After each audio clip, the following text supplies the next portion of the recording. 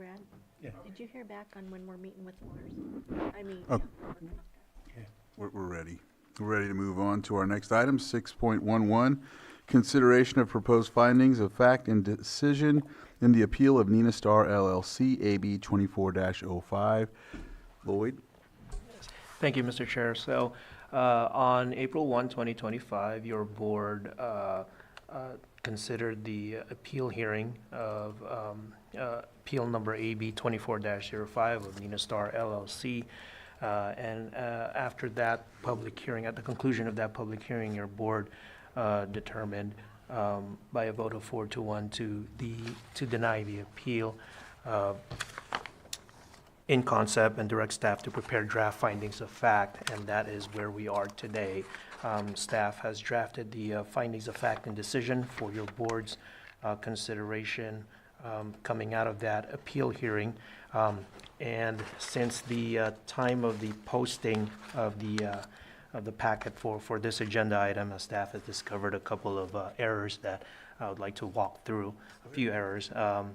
First, on the memo itself, under the executive summary, there is a reference to deny this appeal in part. It's actually just the phrase in part should be deleted, so that it should state that on April 1, 2025, your board determined by a vote of 4-1 to deny this appeal.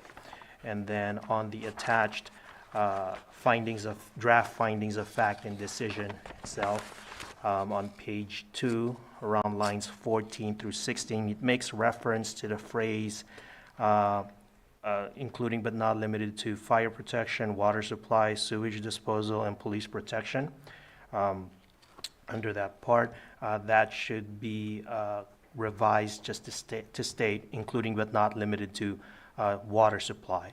And the rest of that paragraph should remain the same. And that would, the purpose for that is to make it more in line with what your board's intended decision was on April 1, 2025. So with those corrections in mind, the staff is recommending that your board move to approve the findings of fact and decision as amended, authorize board chair to sign, and also as a separate motion, move to deny the appeal. Any comment? Supervisor Sabatier?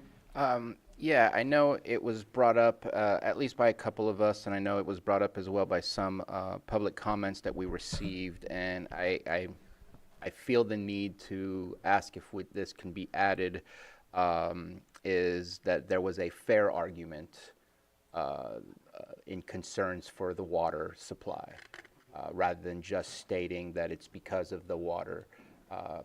That was stated a couple of times during our process to get to the point of denying the appeal, and I think that fair argument gives us a little bit of a leverage point as to how and why we argued about the water. I'm just kind of looking for feedback from County Council, and I apologize, I didn't think of that missing term within the document when I emailed you yesterday. So with that in mind, your board can approve the draft findings of fact and decision as amended with that correction consisting of, again, on page 2, lines 14 through 16, where it would state including but not limited to a fair argument on the basis of water supply to serve the project, and then the rest would remain. I'm would be happy with that change. I second that. I have no issue with that change. All right. So if there's no other comments from the board, we'll open it up to the public. All right. No hands in Zoom, so we'll bring it back to the board for action. Okay, I ask that we move forward with filing the appeal of the Nina Star with the exceptions and the terminology that has been corrected. So it would be, for the first one, just to clarify, motion to approve the findings of fact and decision as amended and authorize the board chair to sign. Yes. Thank you. Second. I have a motion and a second. All in favor? Aye. Any opposed? Motion carries 5-0-0. And then there's one more to deny the appeal. Yeah, to deny the appeal. All right. That's a motion to Second. deny the appeal, and then I have a second. All in favor? Aye. Any opposed? Nay. All right, that passes 4-1. It looks like we are now on time with our next item, 6.12. Well, no, we can't because we have 4 minutes, so I'm going to have to go on to another one. Let's see. Which one do you recommend? Let's see. All right, well, behavioral health. So that one would be, all right, we'll start at 7.7, right? Here we go. Consideration of the agreement between County of Lake and Community Behavioral Health for substance use disorder medication-assisted treatment services for fiscal year 2025-26 in the amount of $1 million. Director Jones. Yes, thank you so much, Mr. Chair, Board. I'm actually delighted to bring this agreement forward because it represents a significant step forward in implementing our organized drug Medi-Cal delivery system.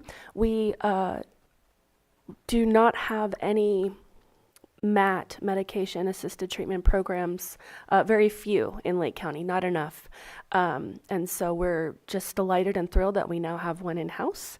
And we are initially started with our own clients just to get a good workflow, and we are expanding that so our contracted providers clients have access, and hope to continue to expand MAT access in the community.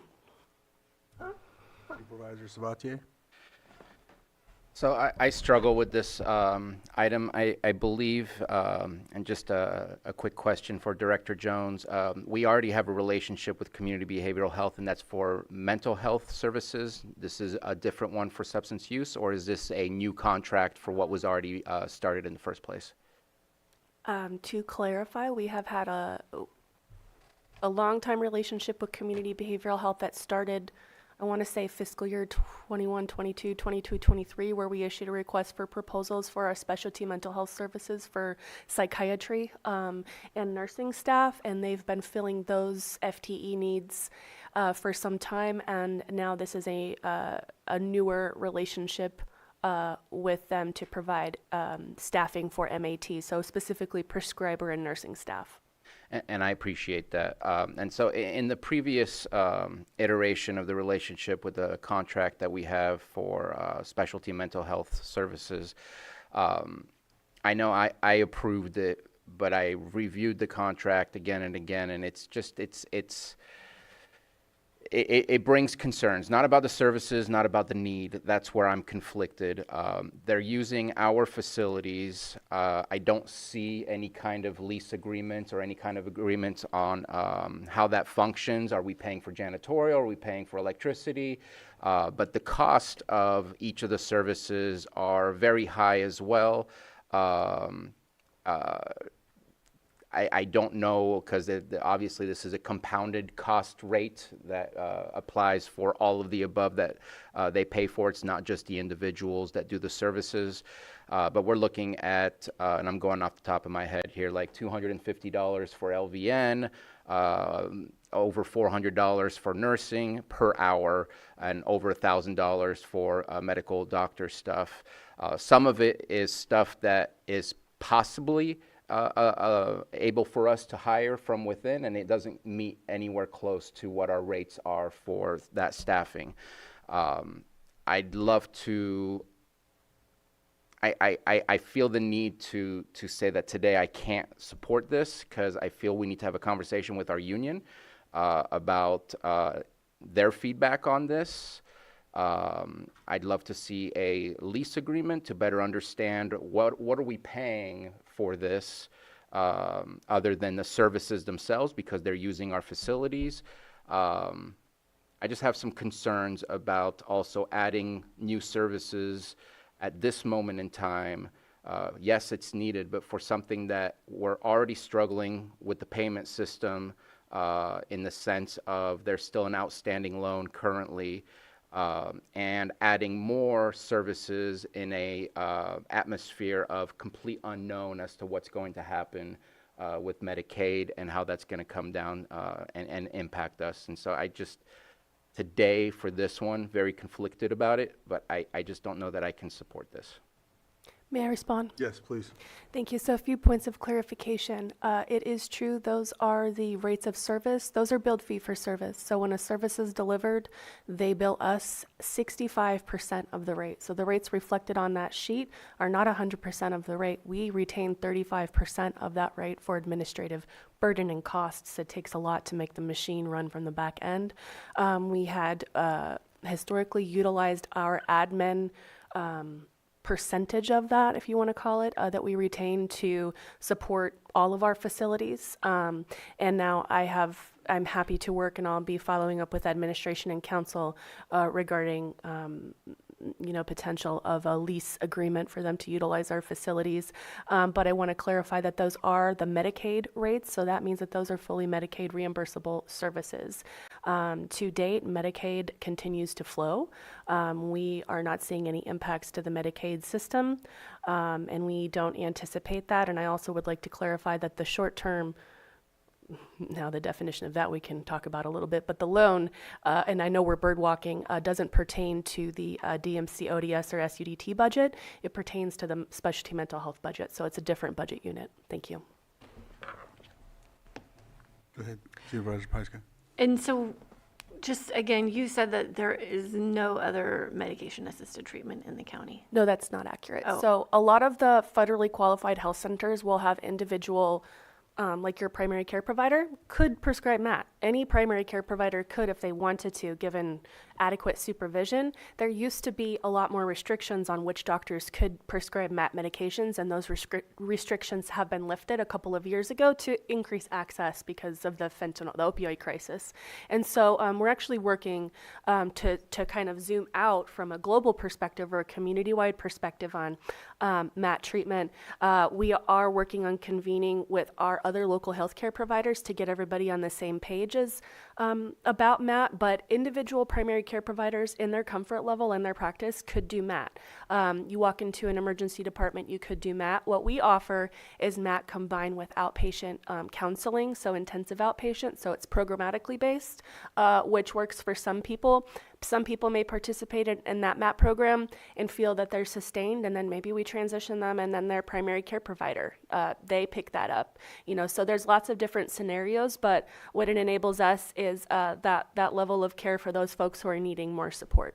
Yeah, and we know that the primary care providers are stretched very thin, and it's really difficult to have access to them right now. And so this sounds like a more holistic approach. That's the idea. It takes a village.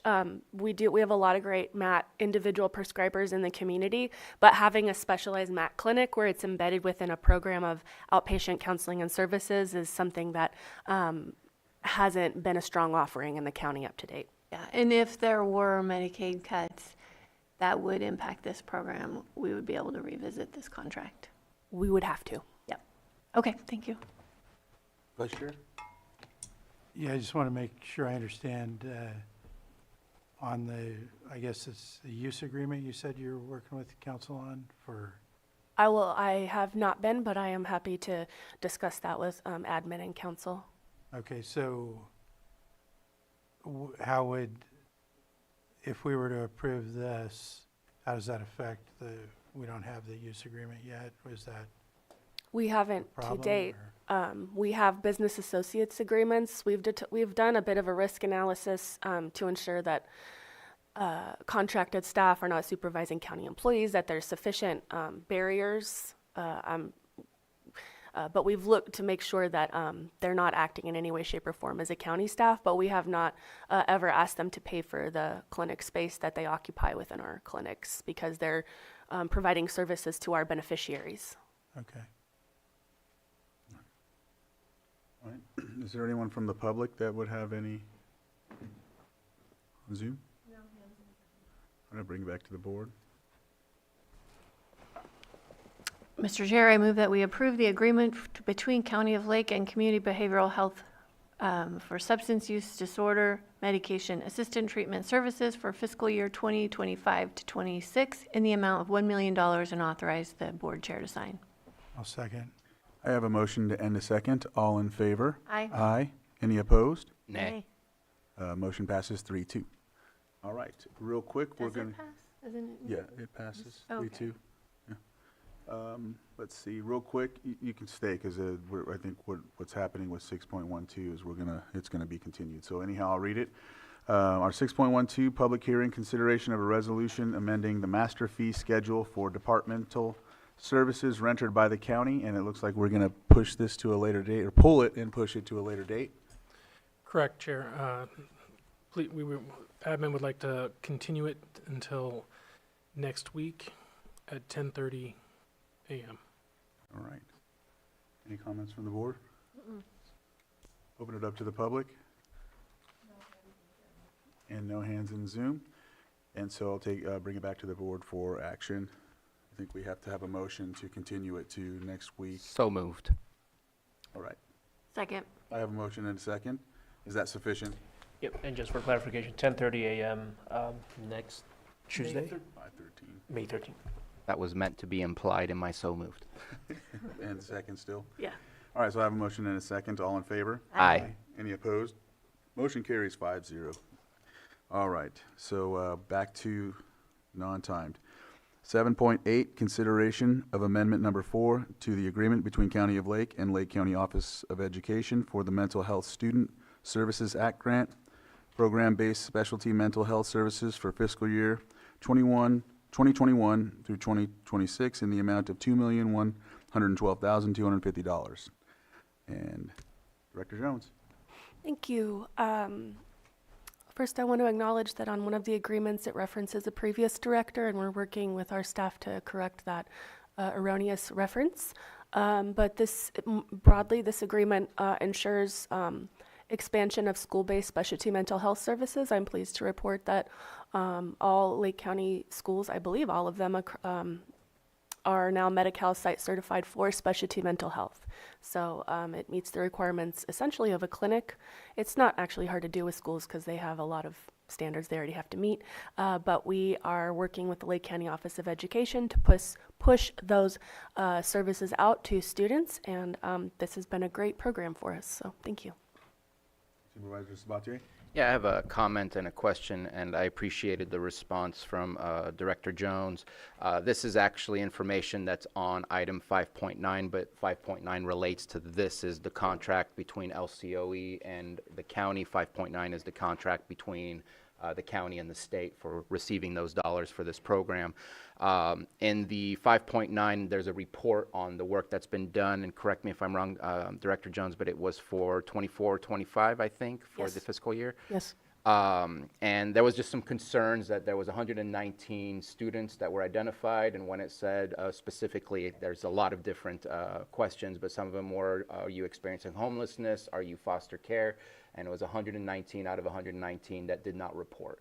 And so that was a concern to me because those are part of the ACEs score, obviously, in how to deal with those individuals, what services they may need. I am assuming that they are asking those questions, just maybe outside of that specific report.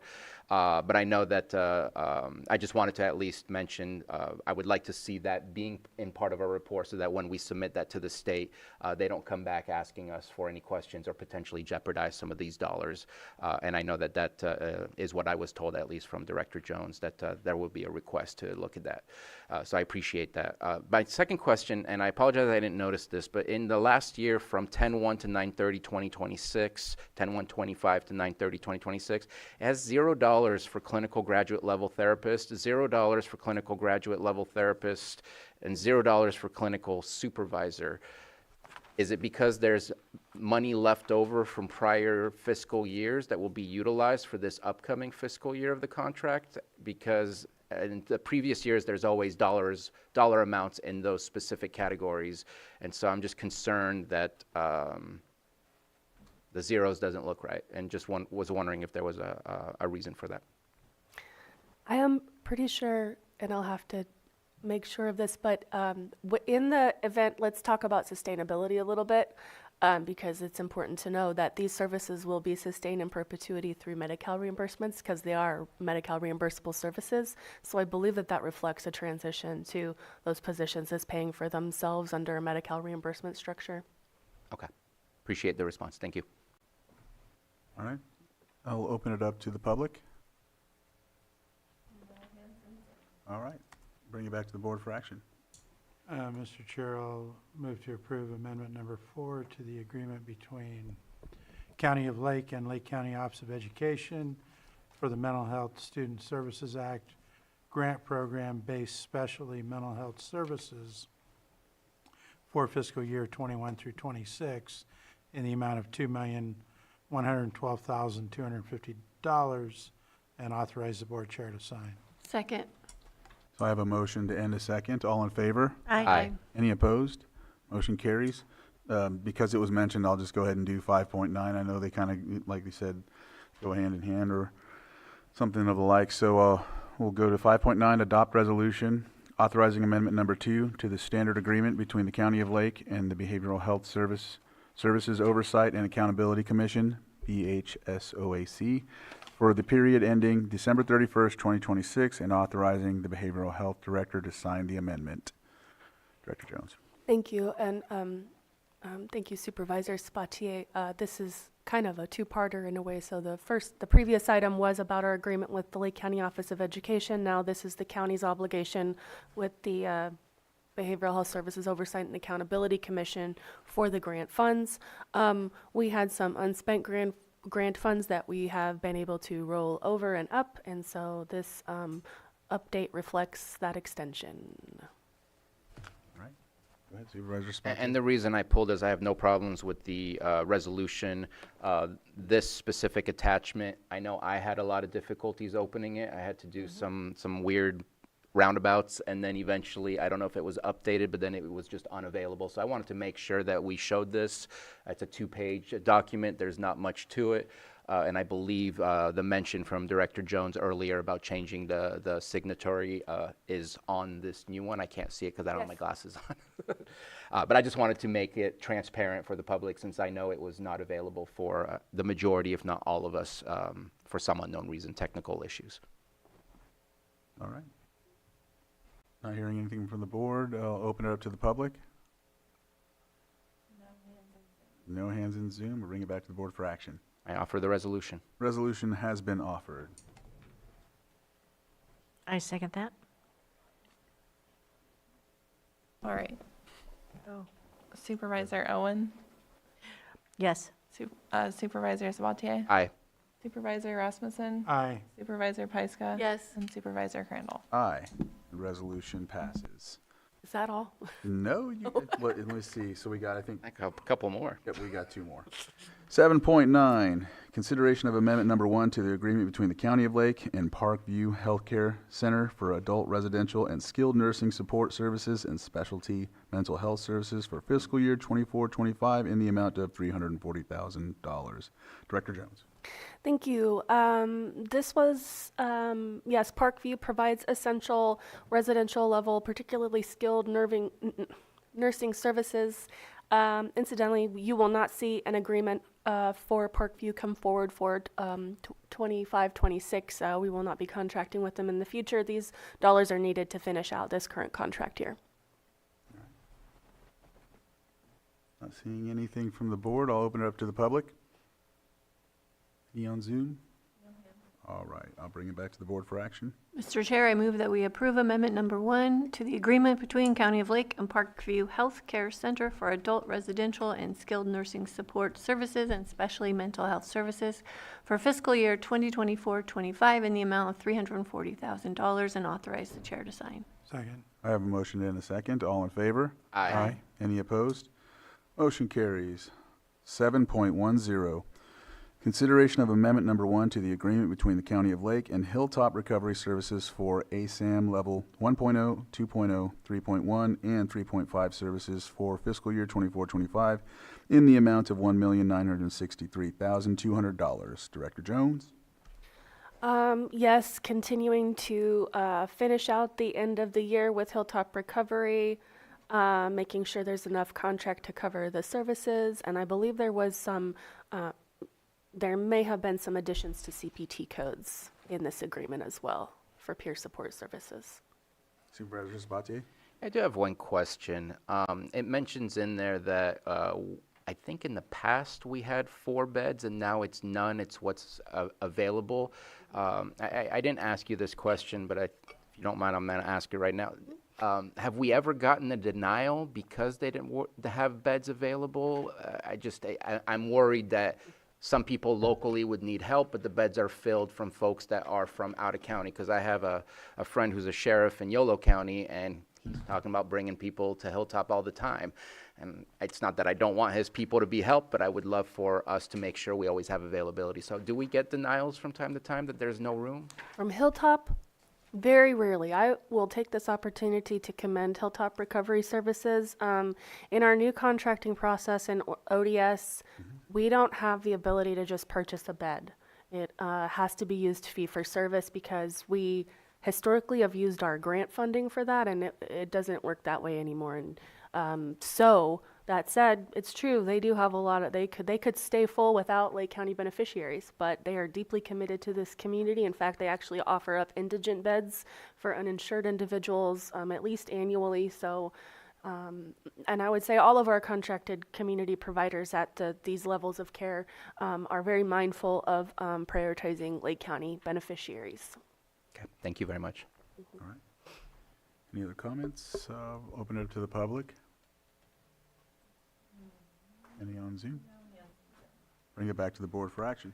Mr. Chair, I move that we approve Amendment Number 1 to the agreement between the County of Lake and Hilltop Recovery Services for ASAM Level 1.0, 1, or 2.0, 3.1, and 3.5 services for fiscal year 24-25 in the amount of $1,963,200. That was And- 1 million. What? 1,900,000. Oh, I'm $1,963,200 and authorize the chair to sign. Second. I have a motion and a second. All in favor? Aye. Any opposed? Motion carries. That is it for you on that. All right. Any recommendations here? Yeah, can we do the 7 points? Or- the or letter for What she's looking for. 7.3? All right. Oh, For Head Start. the Head Start letter? So we'll look at 7.3, consideration of a letter of opposition to proposed defunding of Head Start programs. Supervisor Pyska. Yeah, I want to invite Dan McIntyre up. He's the CEO for NCO, and where we run some of the Head Start programs for our county. And Matthew, did you want to come up for this one? Or I just want to say that we've only had our federal lobbyists in place for 4 months, and they have just been working diligently to support us on so many levels. And this was one of the things they flagged for us and helped put together along with Head Start. And then, I don't know what Matthew, you wrote the memo, I think. You wrote the memo, right? Yeah. Okay. So I just want to pass this on to you, Dan, if there's anything you'd like to say about the letter. Yeah, thank you, Supervisor Pyska and Board. While the funding situation is always fluctuating for Head Start, Head Start's more than early child care and early child care education. You know, it really allows these parents to break the cycle of poverty and move on, continue their education and employment. And while I know the skinny budget that was released by the current administration did not specifically call out Head Start, we still strongly believe that Head Start funding is at risk and will continue to be at risk until the Congress and House pass a budget resolution for next fiscal year. So we really appreciate the continued support of the board and everybody around in trying to really focus on the efforts of continuing Head Start, both Head Start and early Head Start here in Lake County. Thank you. And I would just add that more than, this is Matthew Rothstein, Chief Deputy County Administrative Officer. I would just add that more than 200 Lake County children and their families benefit from Lake County Head Start programs. And staff are also cognizant that members of your board have consistently advocated for enhancing support of upstream programs that, act on, that help give people a leg up in life for many years to come. And so we were excited to bring this item to your board. And we appreciate Mr. McIntyre, the CEO for North Coast Opportunities, for bringing this to our attention as well. So staff, in addition, recommends your board approve the letter and authorize the chair to sign. Thank you. Supervisor Sabatier? Yeah, I unfortunately, we're going to get a back and forth of an on and off switch of what it actually says in the budget. I have high hopes that those in Congress still feel the need to bring home some level of services to their communities, and I think they're going to do the right thing. I think we're also speaking to the choir and our congressman, who obviously supports these types of initiatives, but we also don't have anything in writing to say that we support or not support something. So today I'm happy to approve this letter.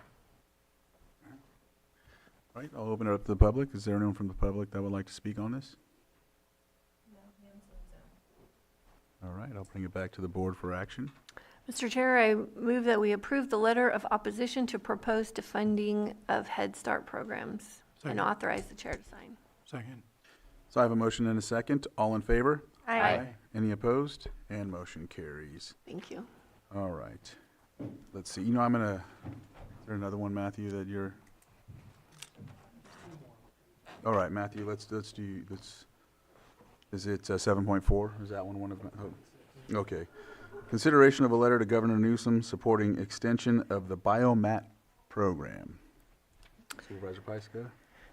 This issue was brought to us at the Risk Reduction Authority earlier in April, and now we have been working for the last few years to develop programs to utilize biomass in our county, and this is we'd like to see the extension of the Biomat program with the funding, and this is a letter of support, which I think we pulled from RCRC's letter. I'm bringing it to this board today. Any comments? Matthew, did you want to add anything? Yeah, so RCRC is part of a coalition of entities that contributed to a letter.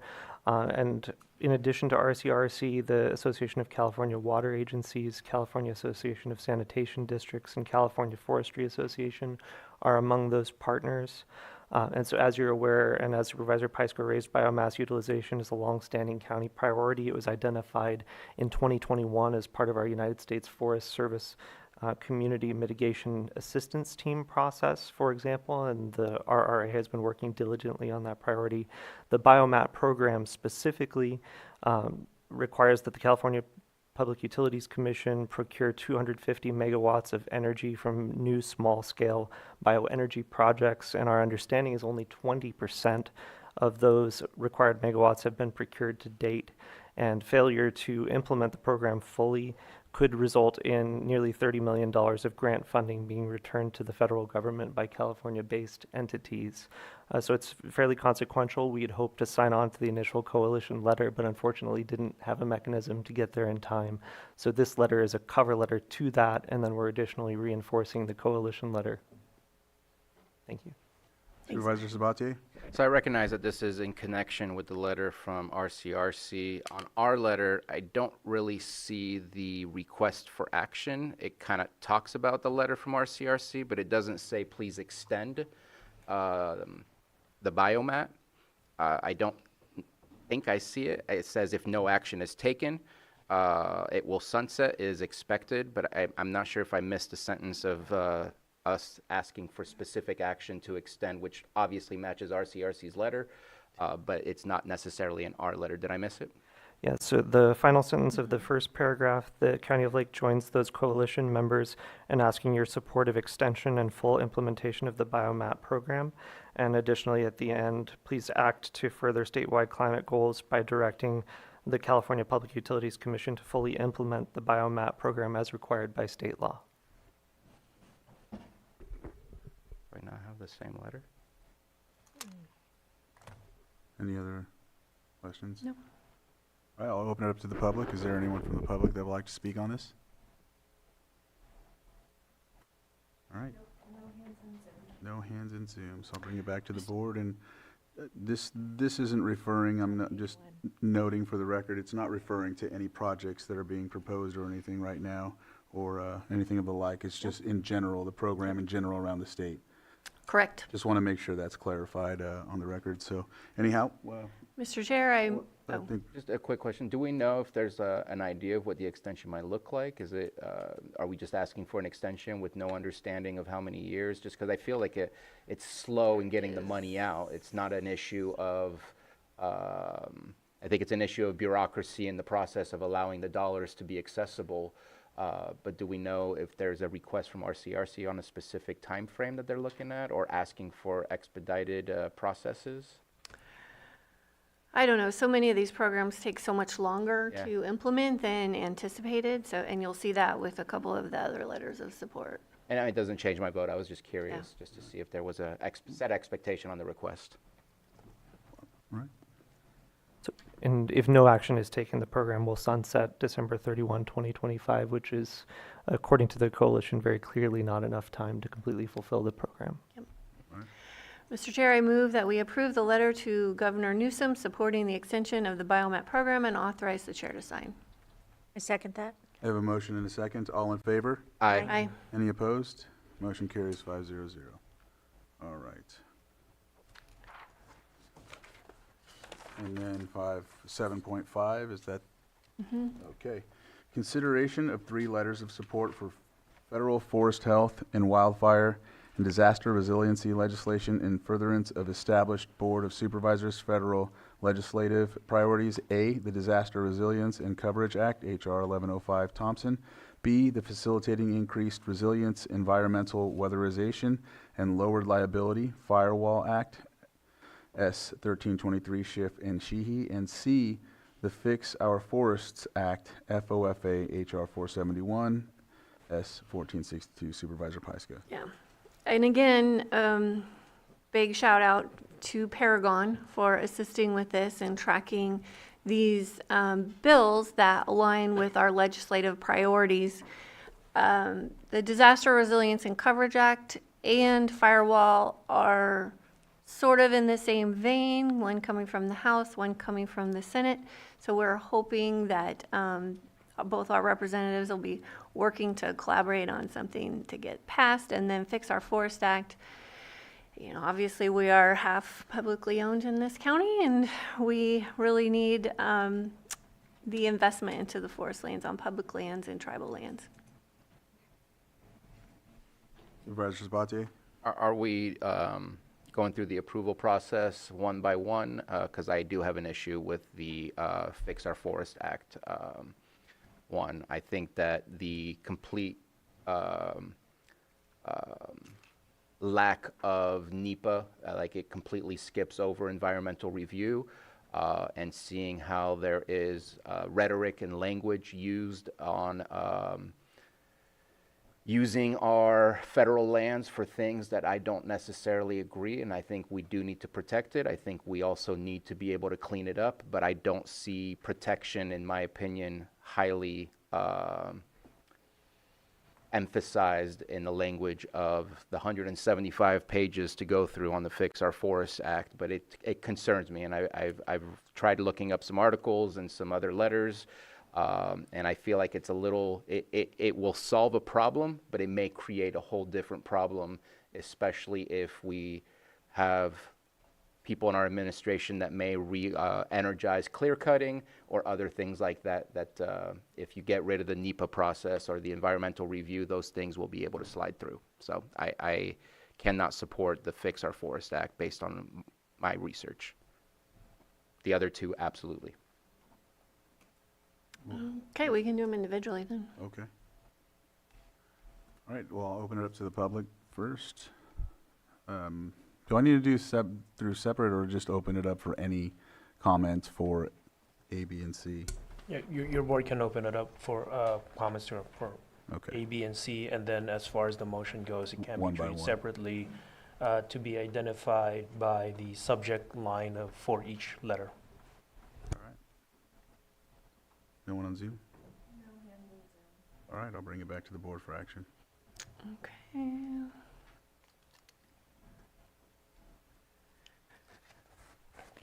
Okay, Mr. Chair, I move that we approve the support letter for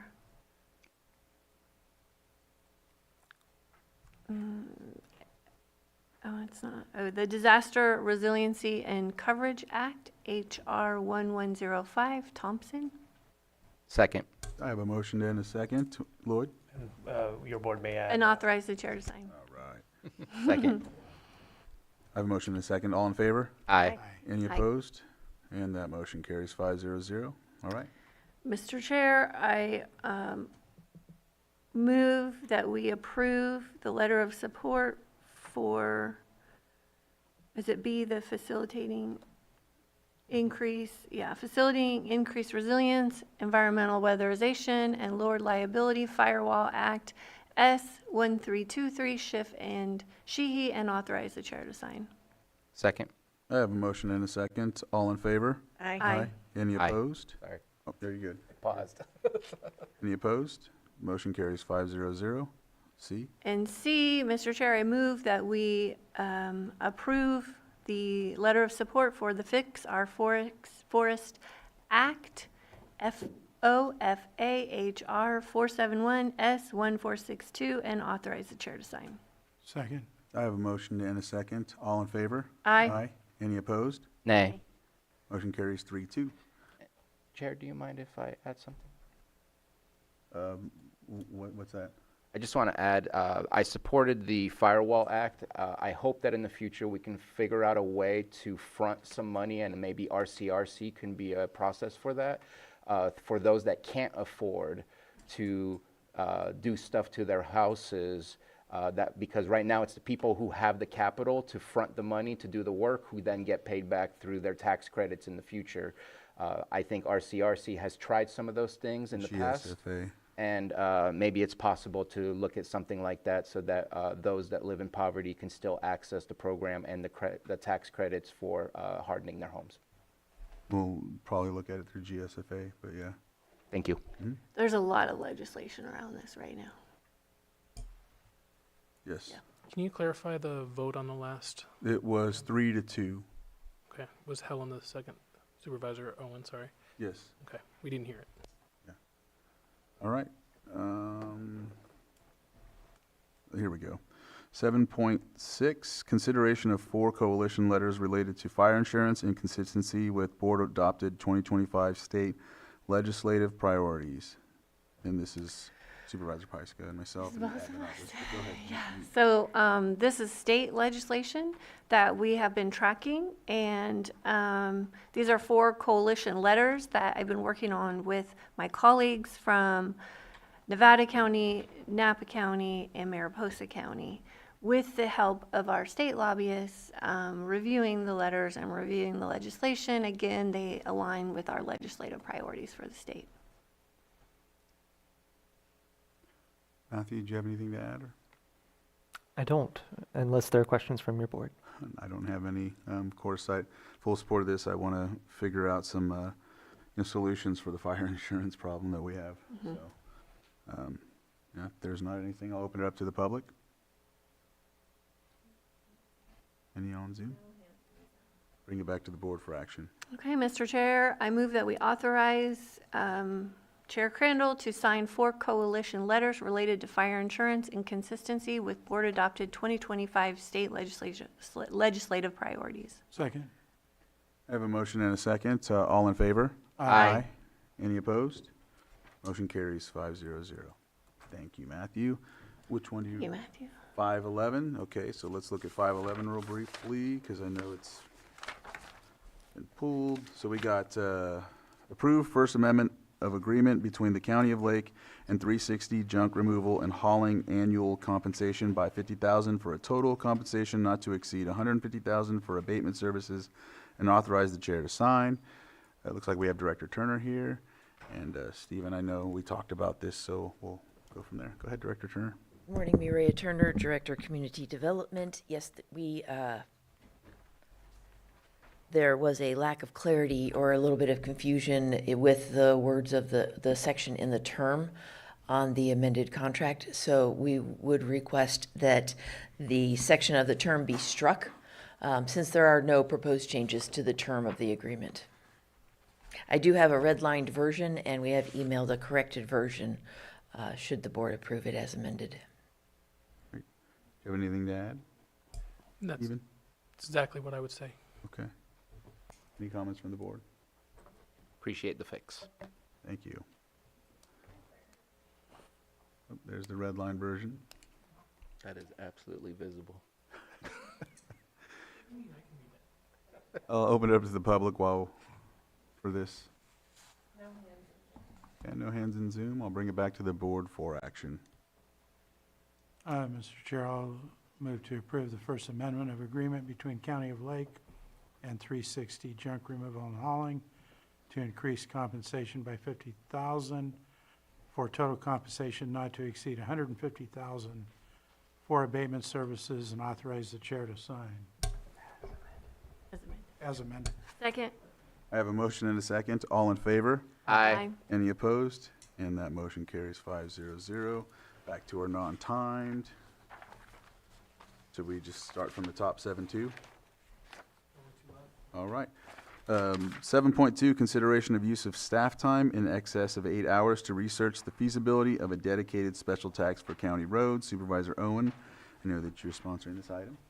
And I know that Director March is going to come up and discuss some of this as well.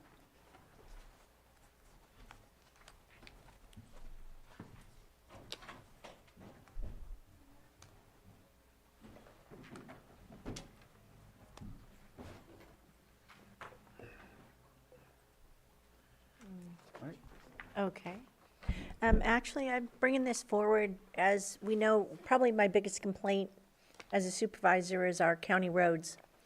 So it's not so much in the incorporated areas, but the non-incorporated areas of the county. And as I understand, we're really low on funds. Some of it has to do with the tribal gas stations and them not paying into the 75 cents per gallon tax. And so anyway, funding seems to be an issue to take care of our roads, to be able to keep them usable. And there's roads in every district that need attention.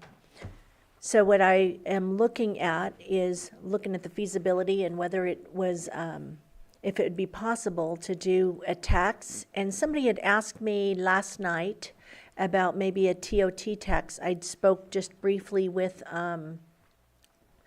Mr. March on a break and asked him about that. But one of the reasons we're looking at a sales tax is because it opens us up to additional funding and grants. And so we just want to see if the public would be interested in it and if we can do something to make our roads safe. Do you want to kind of go into the statistics on it? Just real quickly, we know that the city of Lakeport has a 1% sales tax for roads, as well as the city of Clear Lake. So there are the cities in the county which have passed those sales tax measures. The Clear Lake is using their sales tax money to fund bonds to improve the roads, and that is an option. The benefit of a sales tax, it allows us to collect LPP funds, local partnership program, which is another revenue, another gas tax source. The good thing about the benefit of that is the state sets aside $72 million annually for competitive grants for projects for cities and counties that have a dedicated road tax or fee. So that is probably the largest benefit of adopting a sales tax. And we can also use sales tax money to pay for local matches of grants. So we want to, the intent would be to use that money to leverage it for, to get more money. So, And I wanted to make this tax specific to our roads, so it couldn't get hijacked basically for other funding, but just to take care of our county unincorporated roads. And like I said, did you state to me, as I understood it, that the TOT tax, we wouldn't be able to go after these free monies, these other grants? Is that correct? we would not be eligible for the LPP funds. Okay. So, So we're just looking at using the hours to be able to investigate and see if this is something we can bring forward for the 2026 ballot to be voted on. I don't know who was first, Supervisor Sabatier or Vice Chair? Regarding so at this point,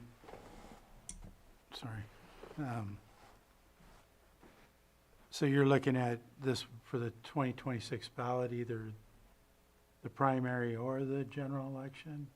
Or I'm assuming we would look at both of those possibilities if we were to bring it back. Or we just want to clarify, are we also going to be looking at whether or not any sales tax should be a quarter cent, a half cent, a full cent? Is that going to be part of the research? yes, it would be. Okay. I'm okay with, moving forward on exploring this. I just want to be clear for the public that this by no means means that we're going to actually bring back a measure, because it's still it would be in the investigation process to determine if we should go forward. So I just want to make sure the public's aware of that at this point, that it's strictly would be research to see if it's feasible, and if so, how much would we be asking for? Supervisor Sabatier? Vice Chair Rasmussen kind of said some of the comments I wanted to make. I don't know specifically what is being asked in this, and I know I've spoken with Supervisor Owen, so I don't think this will be offensive. I don't think we need to approve an excess of 8 hours. I think we need to direct our director. We're interested in a road tax, do the research, come back with the information. What does the timeline look like? Does he want to do a survey? Because all those things are going to cost some sort of money. It needs to come back to us. But I don't think it should be one specific board of supervisor that works on this, since it's a county-wide effort, county-wide issue. And I think our director can come back to us and see what the timelines and costs and potential revenues would be, so that we can make the right decisions for the right reasons. And it's going to depend on the economy. It's going to depend on if we do a survey, what's is it palatable for the public to look into something like this? But that would be my direction today, is general direction to our director with interest to make future actions on this. Supervisor Pyska? Director March, are you coming back to us with an updated road plan soon? I will with the SB1 Okay. request. Okay. Yeah, I would like to, it's been quite a while since we've had an update of the road plan, and considering the projects that we have planned for this summer, to have a better view of what we're looking at. I'm okay with doing a little bit of exploratory work, especially with the tax collector, to figure out the best way to finance this. I am very, very concerned about the economy right now, and if muni bonds are going to be taxed, there's a lot to look at on the financial side. I don't think it's quite time to survey the public yet. I think there's just too much uncertainty. But that could be a next step that could come back to the board after we do the financial analysis. So I'm okay, again, with just this being an internal conversation with staff and our auditor and our tax collector for some initial review, but no surveying the public quite yet until we understand. This is a situation where we've been planning this for a while, making sure that we've got our plans in place, that we've been able to do some of the projects that we've set out to do to build credibility with our department. We have had those discussions years ago, and because we've never had a tax measure be successful in this county, we have to be very careful about how we move forward. So that's my direction. Vice Chair? Yeah, I was just going to comment that I'm okay with, obviously, I suspect Supervisor Owen was presenting it in this manner because obviously this is going to take a lot of work. It's clearly going to be more than 8 hours, but I do think it makes sense what Supervisor Sabatier mentioned, that we can also just as a board direct staff to explore these options and bring things back to us as we need to make decisions moving forward with it. So I'm good with it as in that manner too. I'm not sure how that direction works, but. Anything else? Nope, I would like to amend it to it be a county project as well, since it does pertain to the entire county. With saying that, I'd just like to emphasize that we've had road problems for way before tribal gas stations, so I just don't think it's very responsible to say that because tribes don't get taxed for SB1 funds, that's the problem. Oh, I didn't mean it like that, I swear. Okay, I no meant it worries. that the way it was explained to me was that we're not getting those taxes. Oh, okay. That we would be getting more money for if If they they were were. all contributing the 75 cents a gallon. I know they go So- through weights and measures, but I don't think that's. Well, the other piece of this are the EV vehicles too that are not paying for gas. Yes, So and more the whole efficient system vehicles. is changing.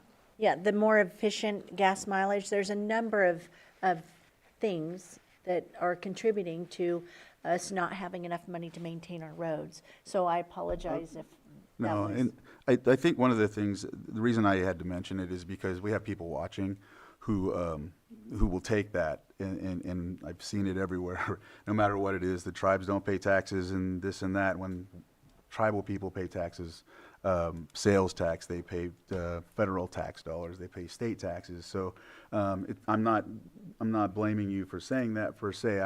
I just know how people take it. Yeah, while and I watching. apologize for Yeah, that. so- That was, there's a number of issues, like I said, like Supervisor Piskus mentioned, the charging. electric vehicles aren't, contributing. There's just a number of things. The more efficient vehicles, instead of getting 6 to 8 miles a gallon, we're getting 30 miles a gallon. So there's a number of things, but the monies are not there to maintain our roads. And so just trying to come up with a way to improve our road status. What is it right now? Our roads are down in the what category? Mid-30s, and so it's just really unacceptable. Anything else from the Supervisor Sabatier? Yeah, I just wanted to mention, I know Supervisor Pyska mentioned the municipal bond tax potential. That is absolutely horrible if that is the case. Hopefully it will not be retroactive, because that would be even worse. I don't think we should jump into anything without understanding, and there's the possibility that maybe we move forward in 2026, but if we miss it, we have to wait till 2028. That typically is the best cycles to be able to go through, so we don't do special elections where, again, it costs more money to take that risk. We are 4 out of 58 counties that are still at 7.25 tax base. Now, I'm not saying that means we should increase our tax, but we will never resolve our road issues without doing something different than what we've been doing this entire time. So I think if we end up wanting to do a survey, I think you're going to have to come back to us anyways to say yes or no to that. So I think at that point we can make that decision whether we feel the public is ready or if we're ready. But I'm definitely ready to move forward and see what our timeline might be, what the cost might be, and what are our choices here, because our choices at this moment in time thus far has not delivered what we should be delivering to the people we serve. No, and the roads are they're deteriorating more. I mean, so we need to do something. And what's the definition of insanity? Same thing over and over. Vice Chair?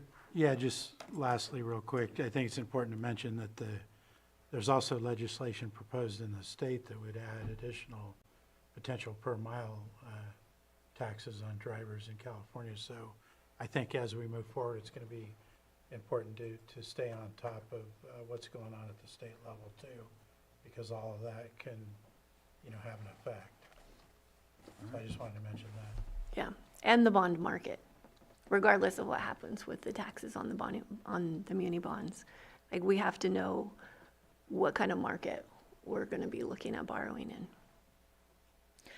One other thing to add is that I was looking, well, it'd probably come up later, but also a sunset on it. So whether it be a 10 or a 20-year.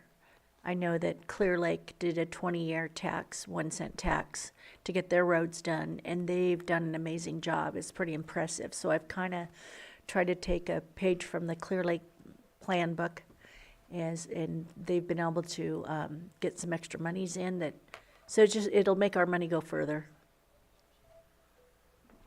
All right, open it up to the public for any comments.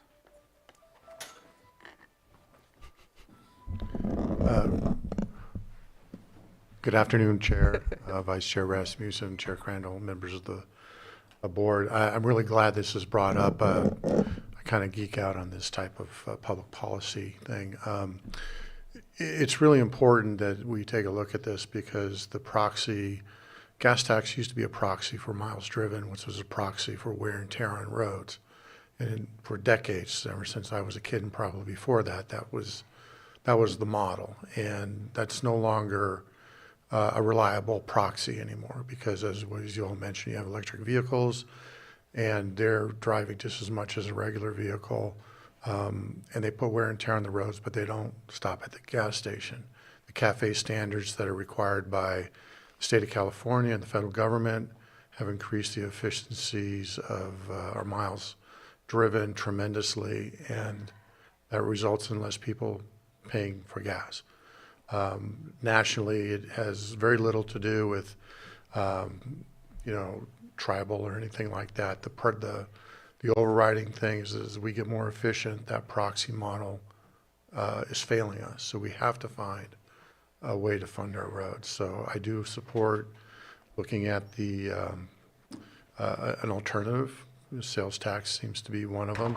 I do know that this state and other states are looking at the state level for miles driven by somehow attaching something to your drive computer or your car's computer to see how many miles you drove. So you do pay for the miles per product, that type of thing. So we do have to look at it a different way because the gas tax model will not fund our roads either in this county or this state. So thank you. All right.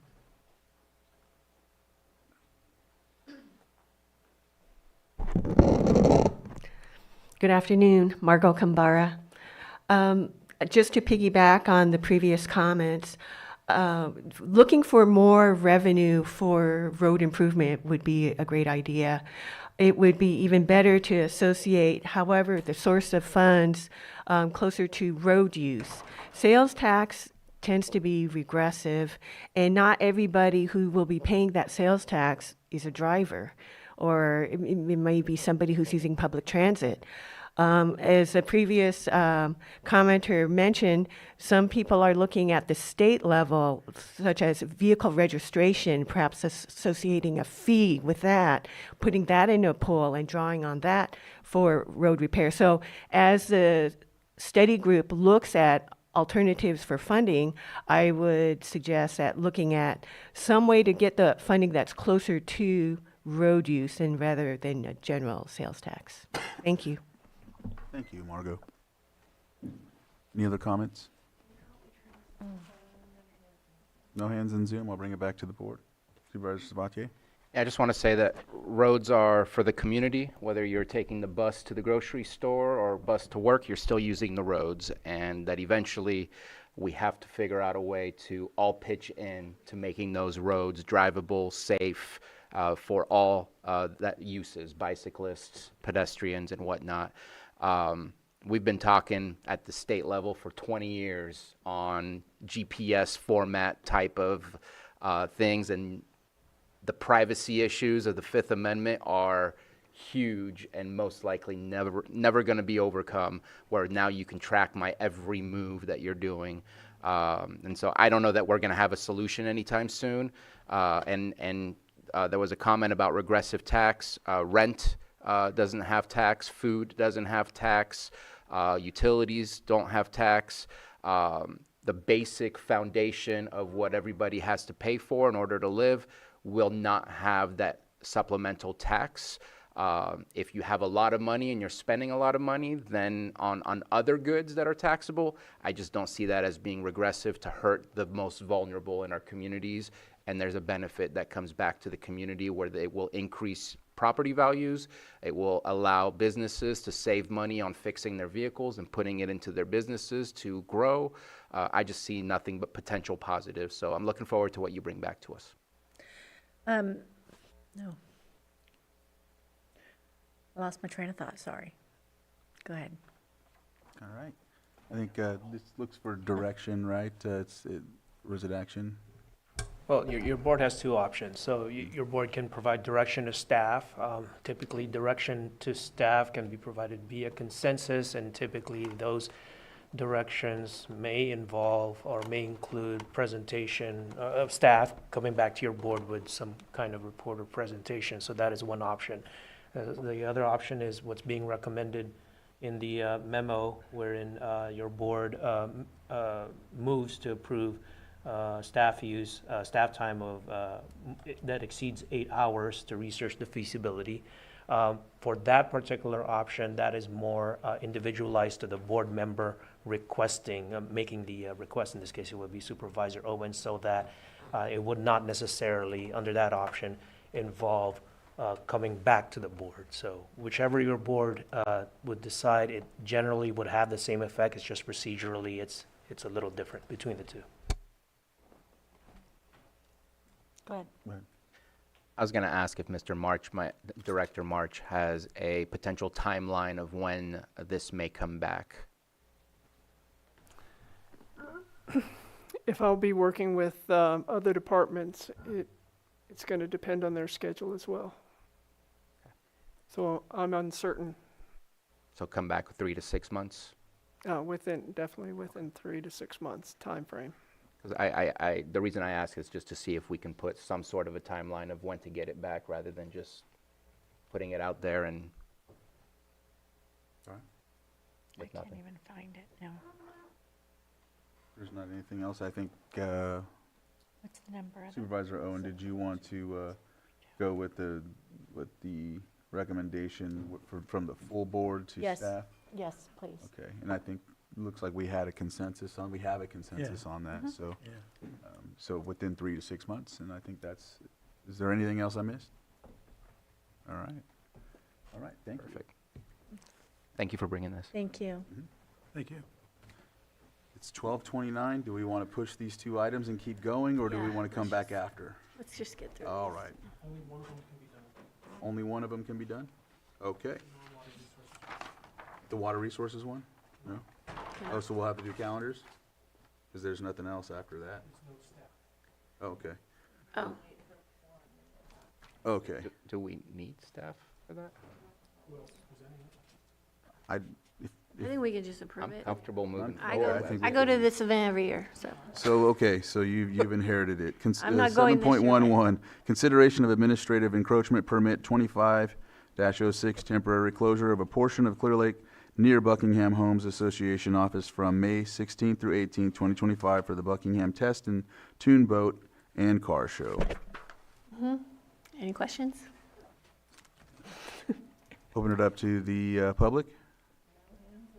Bring it back to the board for action. Mr. Chair, I move that we approve the administrative encroachment permit number 25-06, temporary closure of a portion of Clear Lake near Buckingham Homeowners Association office from May 16th to 18th, 2025 for the Buckingham Test and Tune Boat and Car Show, and authorize the Water Resources Director to sign the administrative encroachment permit. Second. I have a motion and a second. All in favor? Aye. Any opposed? Motion carries. All right. Did I open it up for public? Yeah. I did. Okay, just making sure. I don't remember either. Next is calendar. Sorry, I had a autopilot mode. All right. 7.1 Supervisors Weekly Calendar, Travel and Reports. Who would like to go first? I'll go ahead. All right, Supervisor Sabatier. I have a couple different things here. I have tomorrow, actually this evening, I'm over at Lakeport City Council to do a PEG presentation. If that concludes early enough, I'll move on to Sutter is having a little gathering that I will try and see if I can make it. Lake County Continuum of Care on Wednesday, early morning on housing navigation. We made a few changes. We're gonna look at doing a little bit more deep dive on case conferencing for individuals within our homeless management information system, just to make sure that we're using that time wisely to case conference with all of the agencies that are at the table to figure out the hard to place folks on our list. And so we're going to use that time frame. I have a NACO Health Steering Committee leadership call happening that afternoon. And again, later on as well, Lake County Continuum of Care for the Hub Advisory Group. On Thursday, I am going to meet with Stephen Carter this afternoon to see if I can go to the training in Humboldt that CSAC is holding. So I might just leave really early and go. I just need to see if it will be reimbursable. We'll see about that. If I get back in time, YCCD board meeting will be happening later on that evening that I'd like to be a part of. On Friday, I'm meeting with Community Development and Vice Chair Rasmussen. I have a meeting with Circle of Native Minds as well at 10 a.m. with PEG TV. I'm excited about that conversation. Meeting with our Auditor Controller. Meeting with Lake County Office of Education to talk about internship programs in the area of Clear Lake. And then also I have a tentative potential tour of Homaton Haven, the shelter in North Lakeport that evening or that afternoon as well. On the 11th or on the 10th, I'll be on in the city of Clear Lake in Austin Park for the Mental Health Matters event. And then Sunday is Mother's Day. Can't miss that. And then on the 12th, I have an encampment resolution meeting again. At this moment in time, again, this is just money that has been collected through the COC. This is not county dollars, but we are looking at doing safe parking with the $1.5 million that we have.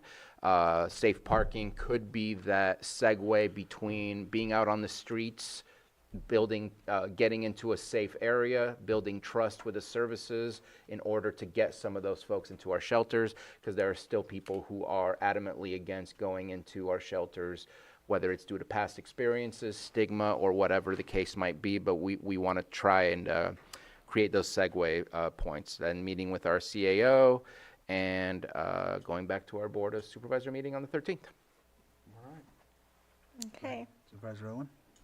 Okay, we didn't have the meeting last week, but I'll kind of go over what I've done the past week or so. I had an orientation with the Health Department with Supervisor Rasmussen, and that was on the 25th. The 26th, there was 4 Earth Day celebrations. They were all amazing.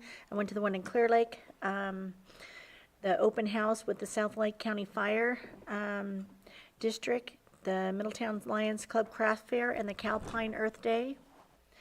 So that was a big day. I did a tour with Lars Ewing, our Public Works Department, and went to the Middletown Parks. We have a new park that looks like it's going to be going in there that Sutter owns. We're trying to put something together with that. We also toured the landfill in Clear Lake and looked at the new expansions on what's going to be going on there. I met with the Valley Oats project. They're looking to start getting busy and starting to build some homes in that area. That's there by Grocery Outlet. Went to the Lower Lake Action Group dinner. Blue Zones meeting on the 1st. May 1st was the Blue Zones meeting. That was a really good presentation. We learned a lot at that meeting. Good food, yes, good food. I put together a predator meeting. We've been losing a lot of livestock and having some issues with some large predators. So we pulled together a meeting on that on the 2nd. Hidden Valley Lake Firewise Community meeting or awareness event was on Saturday. And then I had a baby shower for my daughter at my house. We're going to be meeting this week sometime. I don't know the exact date yet. We're waiting for him to get back with us to tour Mount Canocti. And do you have the date? On the 15th? Okay, so that'll be the following week then. South Lake County Firewise meeting at 2 p.m. on Wednesday, and that'll be home preparation. On Thursday, I have Calpine meeting at 9:30. I have a 4 p.m. Lake County Recreation meeting here in Lakeport, and a math meeting with Glenn March at 7 p.m. on Thursday. And that'll have to do with the roads, the county roads, which we were talking about earlier. On Friday, I have a meeting with the Hidden Valley Lake Community Service District, and then Mother's Day is on Sunday. Supervisor Pyska? Yeah, it's been a long couple weeks of travel. 2 weeks ago, after our last meeting, I went to CSAC for the week. Had a really great presentation with my policy meeting with Chief Annalee Berlew, who's the Assistant Director of CAL FIRE, with a presentation on what fire season's going to be looking like. And it's not great news. It's looking like by mid-July in our area, in our elevation, we could likely see a pretty active fire season. So it's earlier than usual, given a lot of the conditions that, we've had a lot of rain, and then we had a very dry April, and anticipated to have drier and warmer than average weather in the next couple of months. So they always do a long-term or a long-range forecast, like, about 4 months out. So just encouraging everyone to be really ready. And then the following week is when I spent the next several days preparing for my trip to DC, which went really well, testifying with the Senate Banking Committee.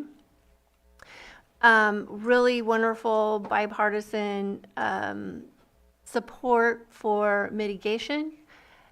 How we get there is always up in the air, but it was a really great experience. So I really thank this board for that investment and having the opportunity to share Lake County's story at the national level. So I've been in recovery mode since I came home. Saturday was the Boggs 8-hour race, 20th anniversary, which was very cool to see several hundred people out competing for that race that came back. This is the 4th year back after the fire and 20th anniversary of that race. So it's been a great partnership with Bike Monkey over the years. It's wonderful to see people travel all over the state and country to come visit us. And tomorrow I'm going to be out at Gwinnett, and then Mike Thompson has a virtual town hall. Thursday, Facility Space Committee, Fire Safe Council meeting, and then I've got a meeting with some of my colleague supervisors from Napa and Sonoma County, and then the rec agency. And Friday, tree mortality and forest health, and then Monday, meeting with CAO, and back here on Tuesday. Vice Chair? Yes, it's been a long couple of weeks. On the 23rd, I had the tour of the Gwinnett Valley project. Same day, First Five Commission meeting later that afternoon down in Lower Lake. On the 25th, I did a 2-hour radio show on KPFC. Also went on the tour of the Health Services Department with Supervisor Owen. The 25th and 26th, I attended several of the seaplane fly-in events in Lakeport. Also that weekend attended a fundraiser event for the Clear Lake High School class of 2026. Did week 8 of the Hitch surveys. Also attended the iNaturalist BioBlitz event at the Land Trust Rodman Preserve on the 27th. Later that day served at the Mike Thompson event out at Boutique. Attended COC Encampment Committee resolution meeting with Supervisor Sabatier. Also that day, Supervisor Sabatier and I met with the Gleaners regarding their future expansion project. On the 28th, did a tour of the Social Services Department. On the 29th, had Lake Area Planning Council Executive Committee meeting, filling in for Supervisor Pyska, and then also orientation of APC that same day. And then on the 29th, attended a planning event for a city cleanup coming this weekend.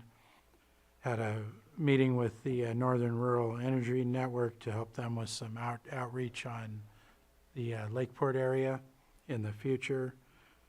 I attended the agricultural departments, which community development was also involved with cannabis training that they provided for cannabis cultivators in Lake County, which was a good learning experience.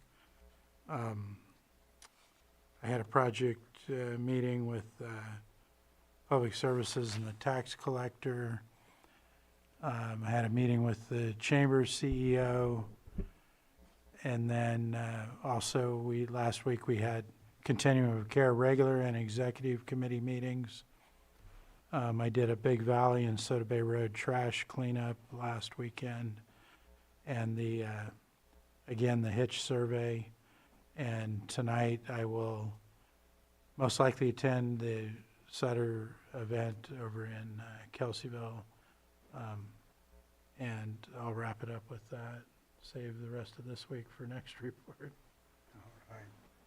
Thank you for that. So I'll have, let me see, there we go. Good.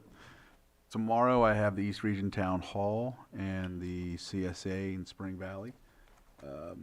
Thursday, I'm pretty sure you both will be present for the LCRA, or? Yep. Okay, so I'll be on standby in case. Friday, of course, we have the Circle of Native Minds meeting that Supervisor Sabatier brought up, and that's what I have so far. But what I also wanted to mention, go back to last week and the week before. I wasn't able to be at the previous, but this past weekend, Saturday, there was a garbage collection in Lucerne at the castle. From what I understand, going back to Nice, there's a total of 160 tons for both of the Nice events. And then Lucerne, the previous weekend, was 110, so that's 270 for Nice, Lucerne, and I'm not sure of the tally for this past weekend. But just adding in 23 and 24's numbers of 60 tons for all three events that took place, that's like 330 tons out of Nice and Lucerne since 2023. Not to mention this last weekend. So once that's tallied, it should be somewhere up there in the. You're gonna need a new landfill soon. Well, you know, that's yeah. But you know, I'm just you could tell just watching people bring their garbage. You know, there was some folks that were just like, oh wow, I'm gonna take extra. I'm gonna keep taking more. There's people that were driving trailers with tires that were like blown out, but they were just wanting to get it there. You know, it's just you could. When you talk to folks, when you see them, they just felt really good about getting rid of all that. And it's just like anything else. When you let go of things, you feel a lot better, you know, you feel lighter, if you will. So, I mean, without those, that garbage is still sitting in front of people's yards, sitting on the highway, sitting in the hills. So lots of volunteers, lots of folks, lots of staff out there from community development, code enforcement, very enthusiastic, very helpful. Even other staff from I want to say public services and what was it, Public Works as well. I mean, there was lots of folks out there and some volunteers from different areas. So just really appreciative of the community coming together, and I'm looking at working to get the lake cleaner, the town's cleaner. They're supposed to go around in different areas. I know at the end of the month, on the 31st, at Clear Lake Oaks at the Moose Lodge will be another collection, and then the following week on the 7th of June will be another collection at the Moose Lodge. So we'll see how many that brings. I'm sure they're going to keep moving on after. I know that that's been the discussion. So just wanted to highlight that because that's very, it's one of the things that code enforcement have brought to the board, talking about the Cal Recycle grant, and just wanted to emphasize how they've been following suit with what they planned out. And so just a very good job on that part. And Shannon Walker Smith was out there guiding everybody, ensuring we were doing what we needed to. It's pretty cool. So without further ado, I know that again there's Mother's Day this weekend. We got to make sure we honor the moms. And then Monday, CAO meeting, and then I have the Central Region Town Hall meeting, and then back here on Tuesday. So with that, looks like we've completed everything but closed session items, so I'll read those off because when we come back from break, we'll just go straight into closed session. 8.1, conference with legal counsel, significant exposure to litigation pursuant to Government Code Section 54956.9 D2E11, potential case. 8.2, conference with labor negotiator, chief negotiator Carlos Torres, county negotiators Susan Parker, Stephen Carter, Casey Moreno, Pam Samick, Diana Rico, and employee organizations LCDDAA, LCDSA, LCCOA, LCEA, LCSEA, and LCSMA. 8.3, public employee evaluation air pollution control director. And then 8.4, Public Employee Evaluation Community Development Director. With that, we will break for lunch, and we will come back, it looks like 1:50. Does that sound okay for everybody? Yeah. Come back at 1:50 for closed session, and we'll go straight into it. Thank you again for attending the open session items of our agenda and our meeting today. All right.